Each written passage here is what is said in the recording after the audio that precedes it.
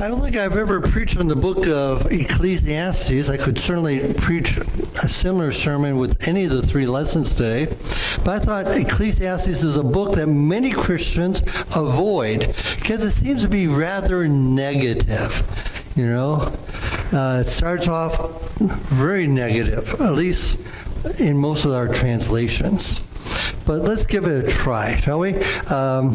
JP, go ahead and put up the first slide. So we'll just go through a few slides. It starts with the words of the teacher, son of David, king in Jerusalem, who that makes it Solomon, right? Meaningless, meaningless, says the teacher, utterly meaningless. Everything is meaningless.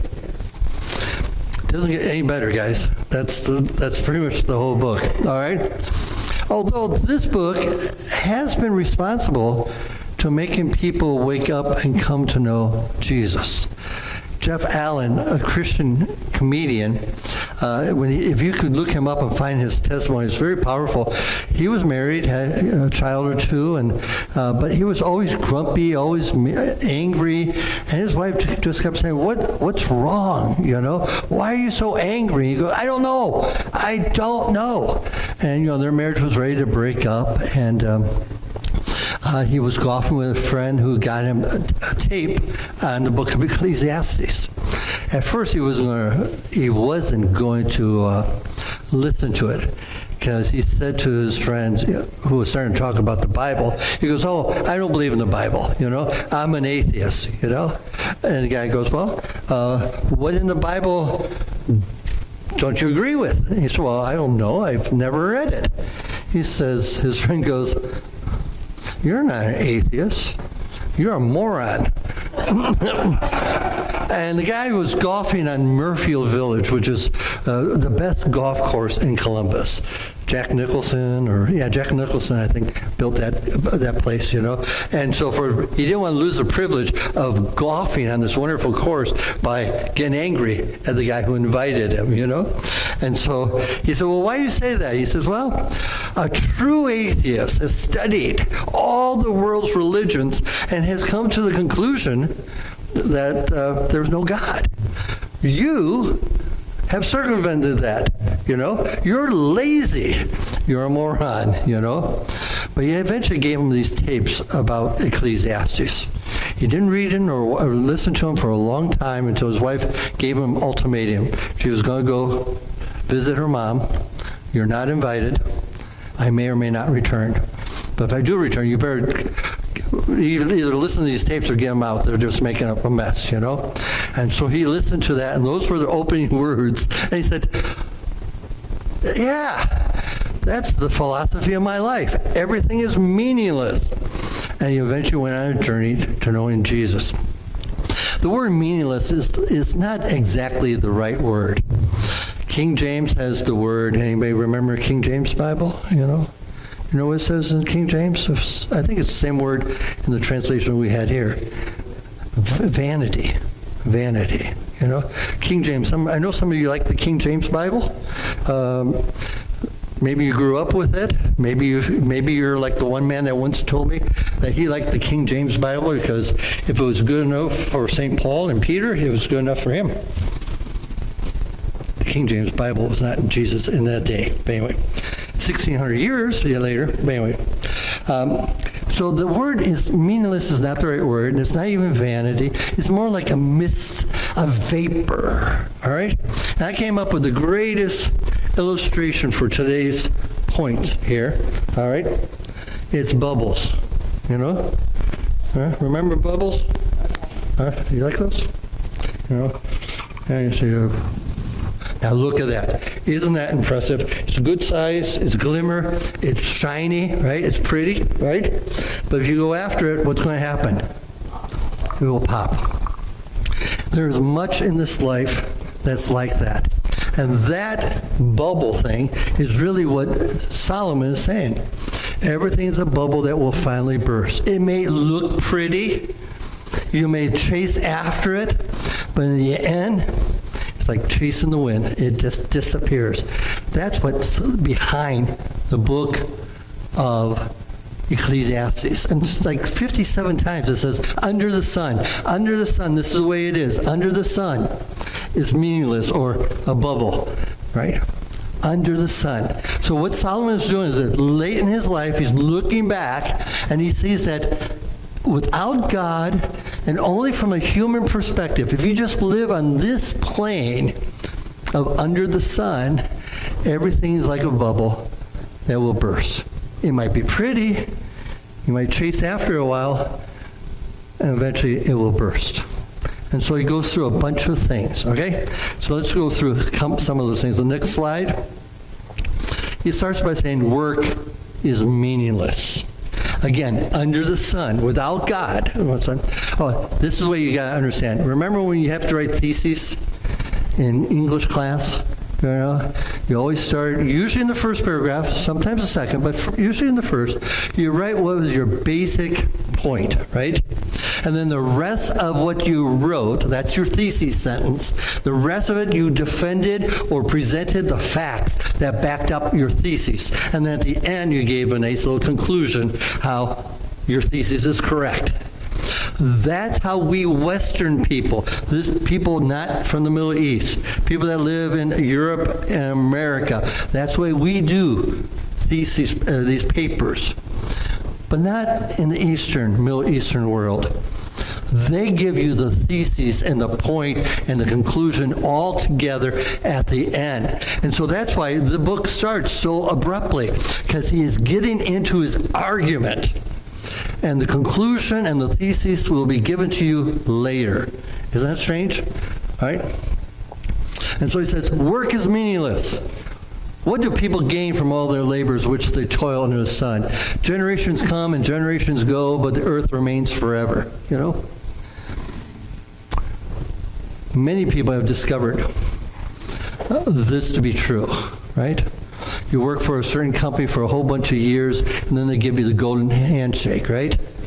And they say, hey, your services aren't required anymore. And you go, after all I gave to this company, this is how they treat me? First of all, that shows you didn't have good boundaries.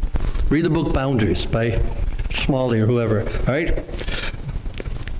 But even if that didn't happen, even if you work and then you retire, you know, when on the day of your retirement, you put everything in a little cardboard box, right?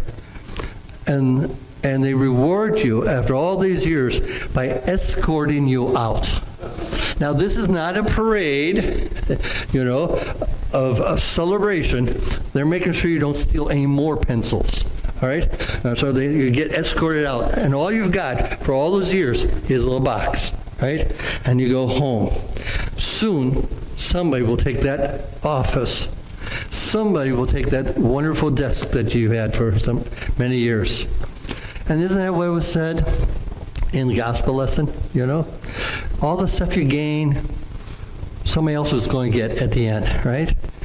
And so under the earth, in this perspective, when you don't later see, I don't want to give you the answer yet, but the answer is to see that God gives you work, all right, as a gift, all right?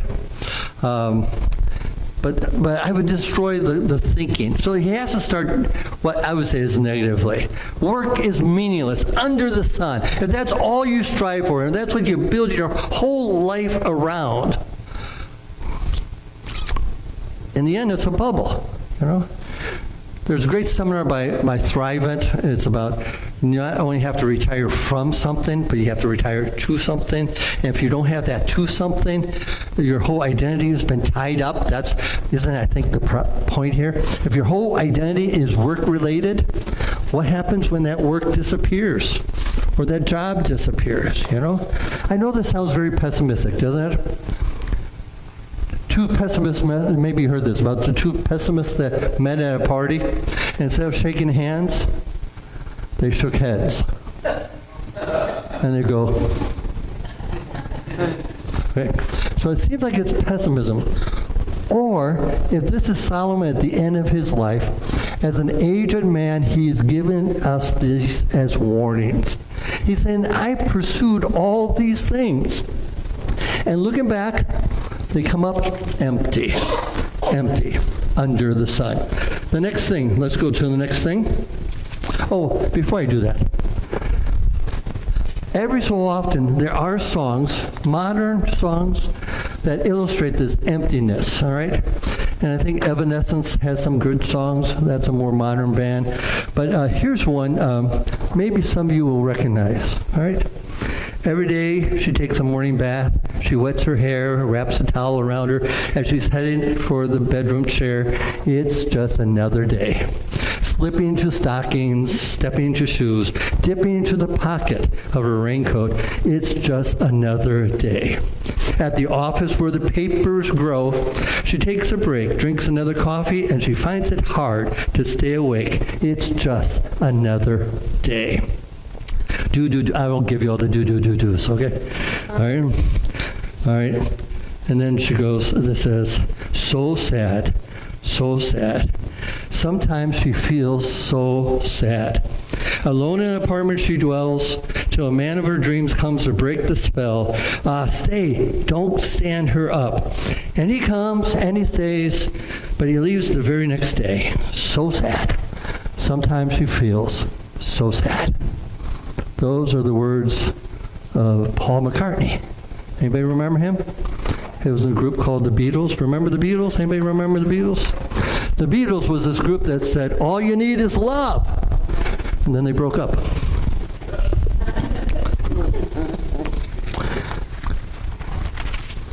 Wisdom is meaningless. Why don't we read these words together?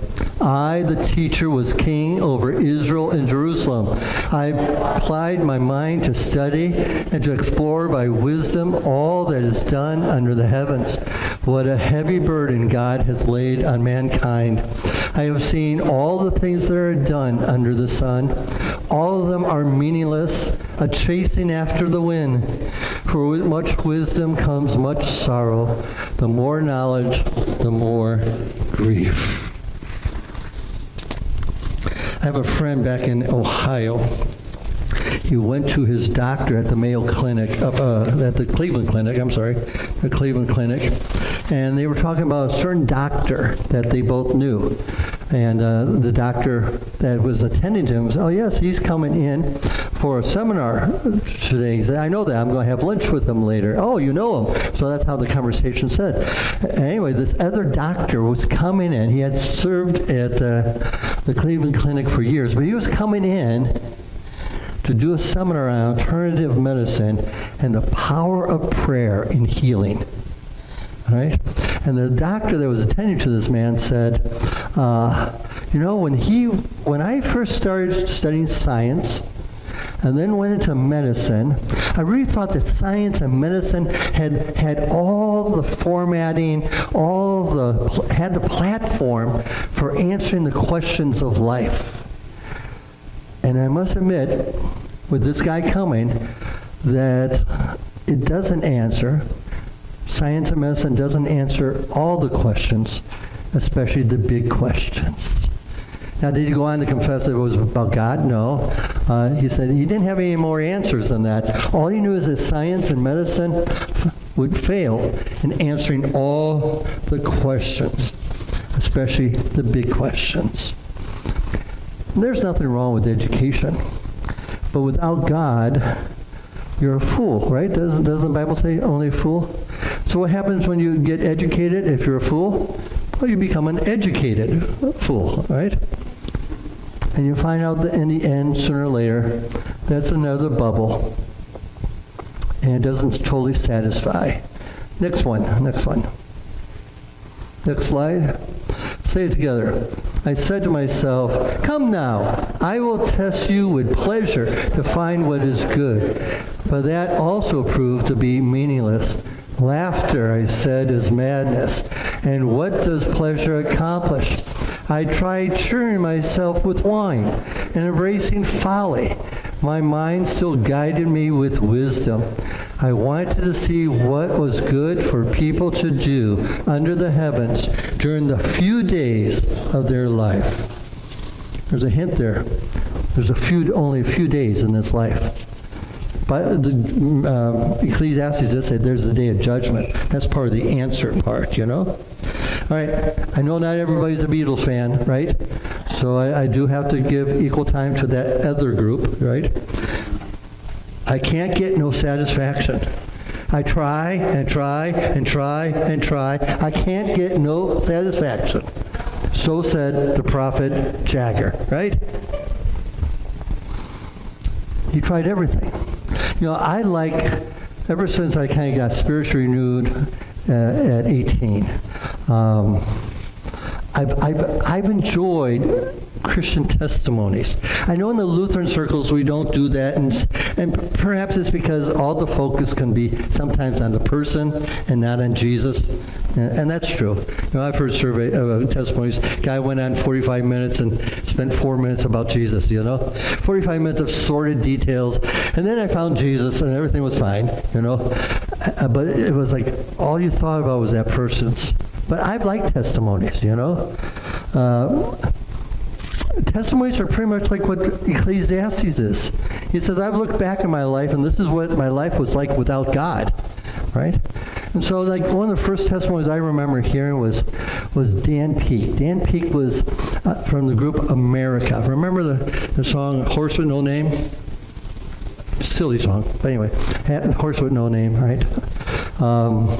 Sister Golden Hair, Ventura Highway, all those things, Dan and his two buddies were military brats in England, where their fathers were serving. They made a band, and by 18, 19 years of age, they had 3 major hits, and they had money.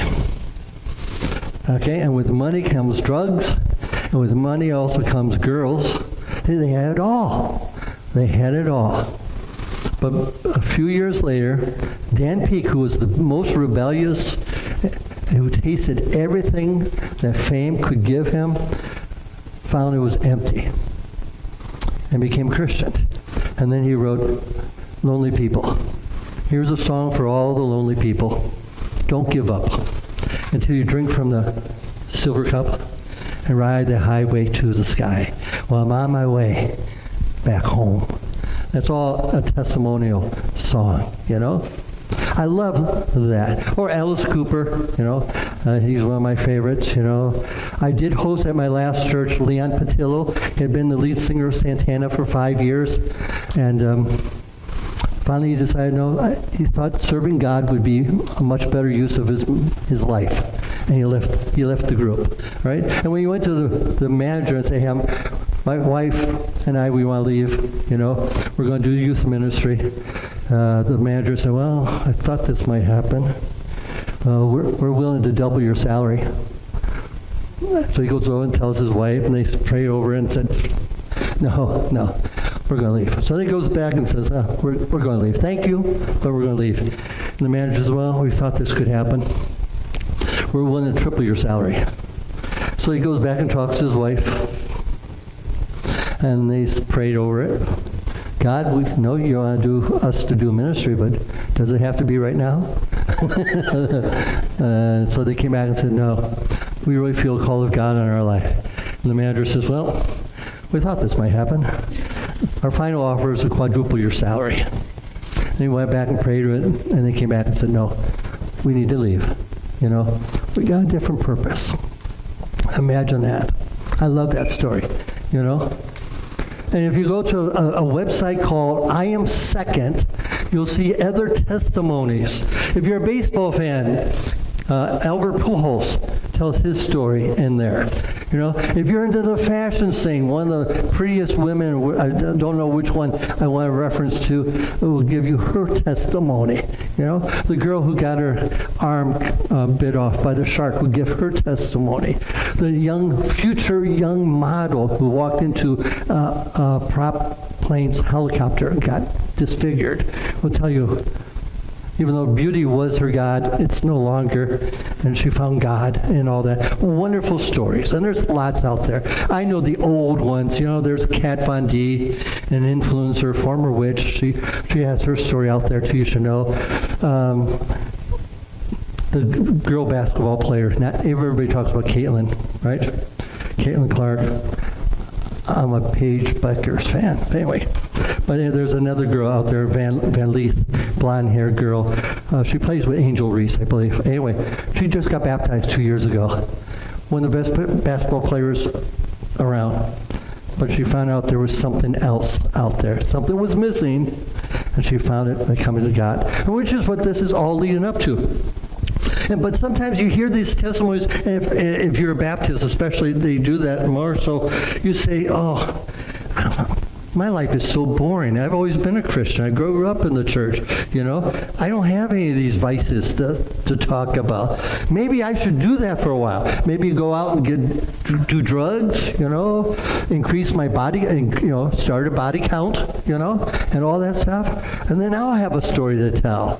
But, you know, the rest of the people who have given their testimonies, and Solomon would say, no, we're writing this down. We're telling you our story so that you don't make the same mistakes. Life can be messy. Avoid the mess. And we're coming now towards the ultimate conclusion, aren't we? The answer is in the next one. Ready? Realize that apart from God, everything is a bubble. And so here's the verse. Let's read the remember verse. Ready? Remember your youth, days of your youth, before the days of trouble come. That's the thesis. That's the conclusion. The rest of the 11 chapters is all bubbles. Sooner or later, we need to recognize that. If you're living underneath the sun only, it's all bubbles. But if you got a perspective from above the sun, God's perspective, then all of a sudden, knowing your Creator and knowing that He loves you and sent Jesus, right? Then everything else goes in order. And then there are verses that said, work is something that God gave you. Now, in the course of Christian history, some people before Martin Luther tended to read this letter allegorically and decided the answer is become a nun, become a monk. Asceticism, we call that. Hibernate, become a hermit. Separate yourself from this evil world. The reformers came along and said, no, this should just be read more literally.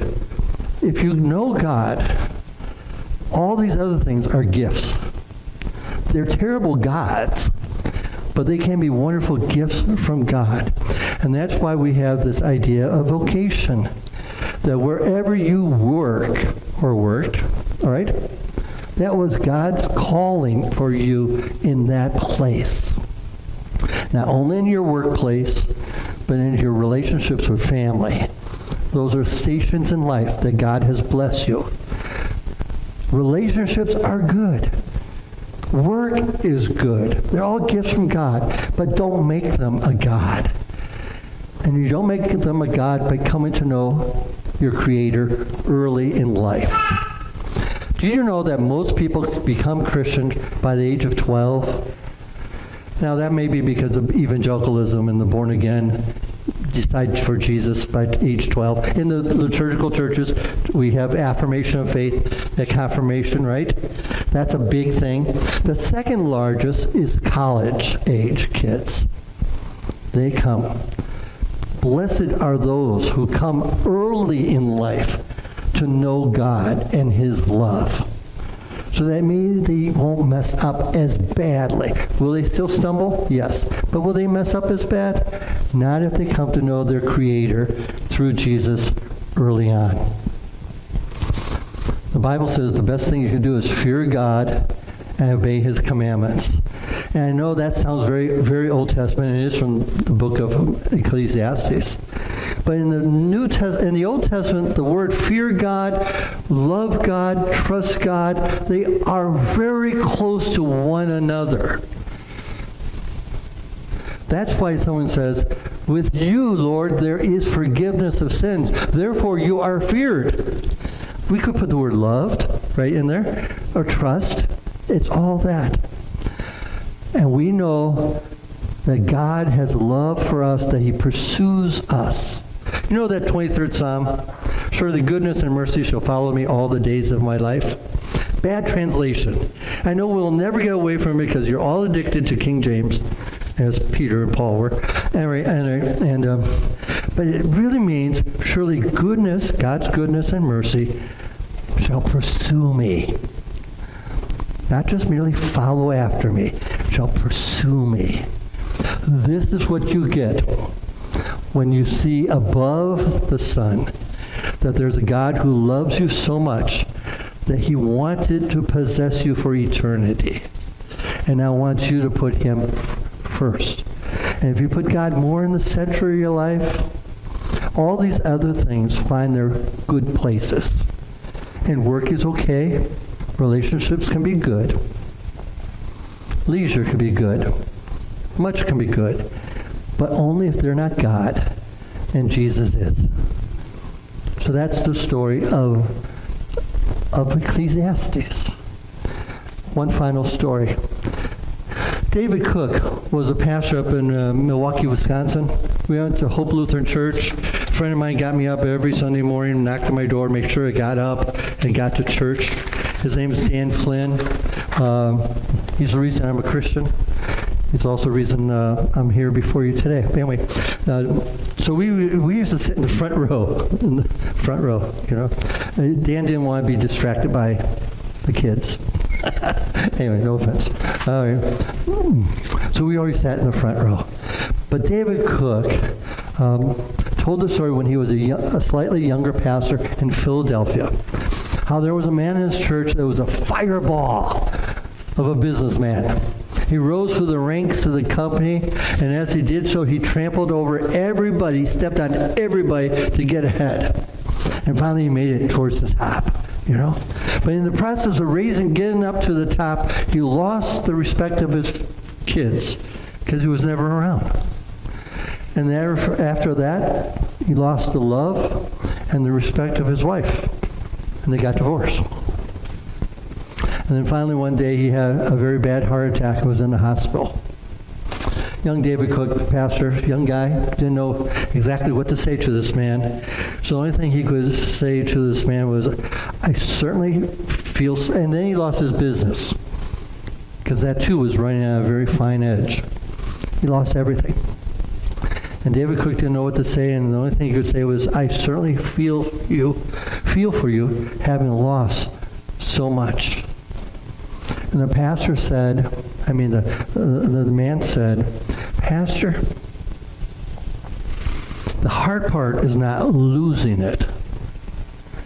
The hard part right now is lying here in bed and figuring out that it wasn't worth it. You've got that chance not to make the same mistake. It's great when you come to know Jesus young, but let's do so now. That God so loved you that he wants you for eternity. He put you first in sending his Son. Now, as you respond to him and grow in the ability to trust him, you'll find everything gets well ordered, and nothing will be meaningless or futile or empty or even a bubble that bursts. Give me Jesus. Let that be our response. Shall we sing that song? All right. If you don't know the song, it's an African spiritual. It's in our hymn book, but not in the book in the pew. It's in the organist edition. Don't ask me why. But the organist edition has some supplemental hymns, and here's one of them. You may have heard it on radio. Let's rise to sing.